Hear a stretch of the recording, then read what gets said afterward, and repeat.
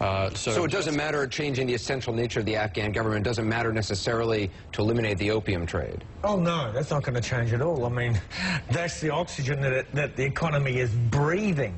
And I mean, no matter what government's in place, for example, Spin Boldak, which is just south of Kandahar, it's a border crossing between Afghanistan and Pakistan. If you're made the police chief or the border patrol chief of a border checkpoint, you are now a rich man. Because you're taking taxes, you've got a cut of everything. That's how it works. Why on earth would you want to be a district chief of your village when you've got all this responsibility, you've got to protect people, unless you're getting something for it?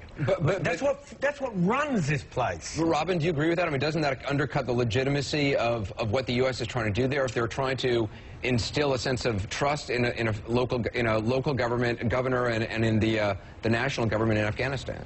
U.S. strategy is today almost as vulnerable politically as it is militarily because of the central government, because of the widespread belief that President Karzai and many in his government are engaged in not only corrupt practices but the drug trade as well.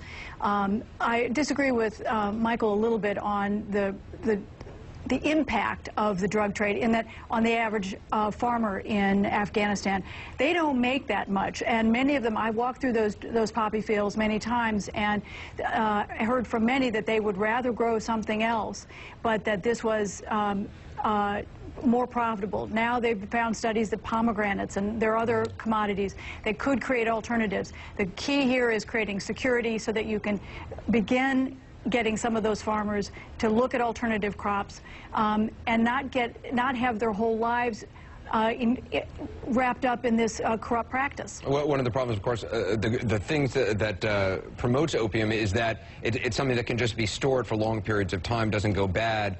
So if there's a bad season, if the market is bad one year, it can be still sold the following year. And you can warehouse it for that bad season, right. And the price is going to go up. Right. Yeah. I mean, we saw the Taliban actually did that. When they stopped people growing, they had massive stockpiles, and they profited enormously. I always say the war in Afghanistan is about opium, at least since 1990s. In order to suffocate the war in Afghanistan, we need to cut the poppies and marijuana to the last pushes. This is 8 years. The Pakistanis are telling us that we should not touch the poppies. Poor Afghans will die out of anger. And if they are telling us if we touch the opium in Afghanistan, there will be a revolution, of course, against our troops. As you know, February of this year, 2010, Americans, Allied forces, and Afghan forces are fighting Taliban in Helmand, the biggest offense since 2001. Marja in Helmand is the center of this offense. When the war started, shopkeepers closed their shops for a few days. When they reopened the grocery stores, prices were 2-3 times more higher than before.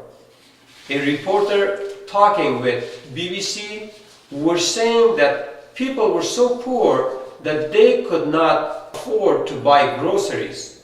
Now Marja probably is the most productive farmland in the world. Excellent soil, best irrigation, and all they grow is opium. But those farmers are so poor that they could not buy potatoes, onions, and bread. Where did the money go? And who is making all the money from the opium? ISI, not Taliban.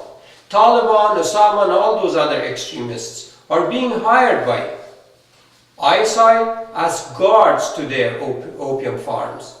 Cut the poppies and they will disperse.